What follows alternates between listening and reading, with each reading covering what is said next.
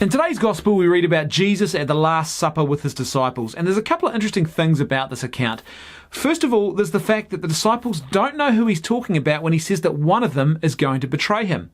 We often think of Judas as being this sort of nefarious character who was always sort of sneaking and skulking about, looking for any opportunity to betray Christ. But in actual fact, what this Gospel passage today indicates to us is that he's done a very clever job of hiding who he really is and what's really going on in his heart.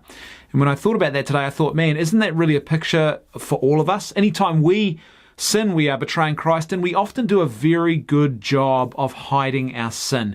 We're very good at putting up a front and pretending to be something that we're not. The other interesting thing about today's account is when Jesus talks about the fact that he is being glorified. And it might seem really strange and counterintuitive because we think about the cross and we think, what? The cross is this barbaric and awful act of humiliation. How can there be any glory in this?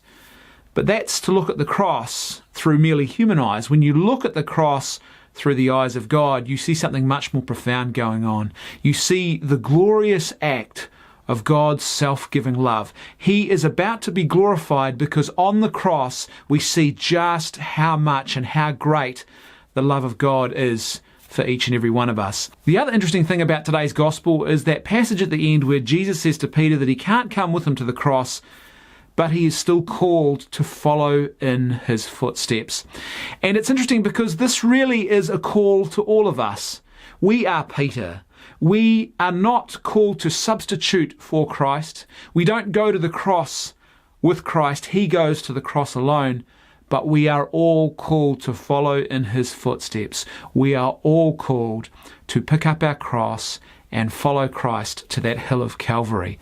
That is the heart, that is the very central calling of what it is to be a follower, a disciple of Christ.